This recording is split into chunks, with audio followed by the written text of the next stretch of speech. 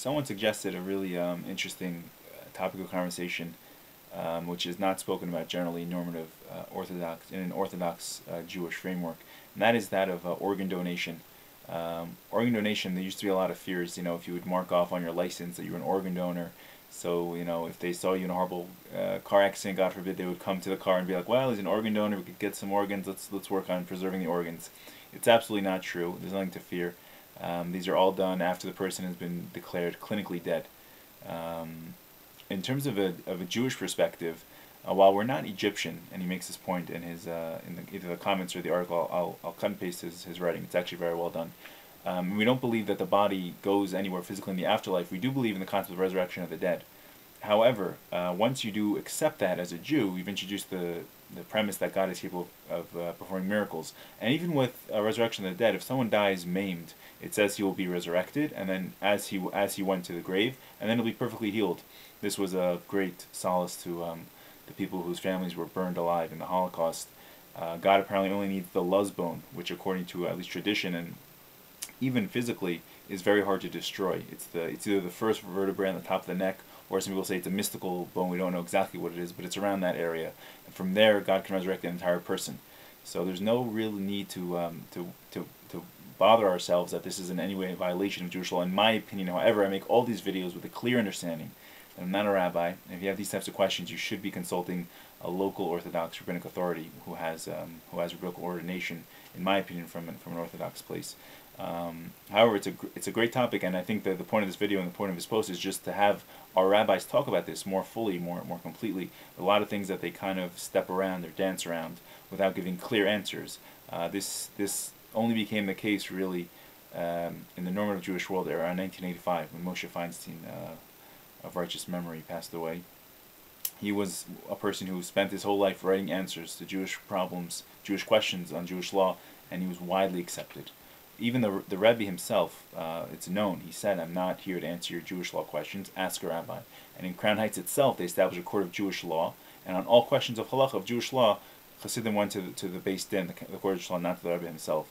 So, my opinion, Rav Schachter of New York is going to take this place of Rabbi Feinstein eventually.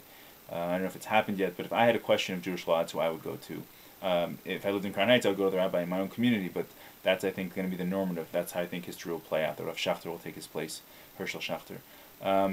If this is important to you, I would say we should all consider what would also be a mitzvah. The mitzvah here involved, by the way, the commandment is called Pekuach Nefesh, saving a life. And this mitzvah, Pekuach Nefesh, comes above and beyond any other mitzvah in the Torah. You can even be Machal Shabbos. You can desecrate the Holy Sabbath to save a life, the rationale being, let him desecrate this Sabbath so he lives to observe other Sabbaths. There's nothing above Pekuach Nefesh, saving a life. There's silly comments about, you don't know that it's going to, well, I don't want to get into it, but the other thing we should all be considering, in my opinion, as also a mitzvah while we're still alive, is becoming regular blood donors. You can donate a pint of blood every 56 days, for those who do know. But now they also have technology to become a platelet donor. This is something which is amazing, and for cancer patients and burn victims who have, need a lot of blood or have blood clotting issues, this is something that's invaluable, and it's miraculous. It's miraculous because we have the technology to take platelets from someone's blood and put it into and give them to someone else. The platelets have a very short life to them, about a week, and then you have to throw it out. They don't survive outside of another living organism, another body. So they're always, in the New York metropolitan area, there's always a shortage of blood platelet donors. It takes a little longer, it's a little more uncomfortable, I'll be honest with you, but if you can stomach it, it's something that saves lives like you wouldn't believe. And it's just sad to think, he quotes in the beginning of this article, for the first time the number of Americans waiting for an organ transplant has surpassed 100,000 people, and more than 6,000 can be expected to die next year. That 6% of these people will pass away because they don't have the organs, unfortunately, and God forbid. This is something that, I would love to see Rav Schachter come up with an official answer of just making it clear that there's nothing against Jewish law. Not only that, he goes very far, and I have to agree with him. It's a mitzvah. It's you're saving a life, and why do you need the body? The organs don't go with you. He quotes here somewhere. There's really no need to keep your body fully intact, in my opinion. Although, in the past, before we were able to do so much with these organs, there was kind of this.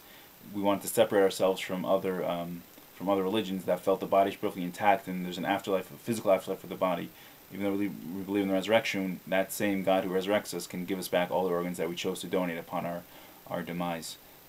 So I'd welcome all any comments on this. I'll put a link to the blood donor site. You can contact one in your area, and also I'll come paste his very well written article. Thank you so much, and God bless.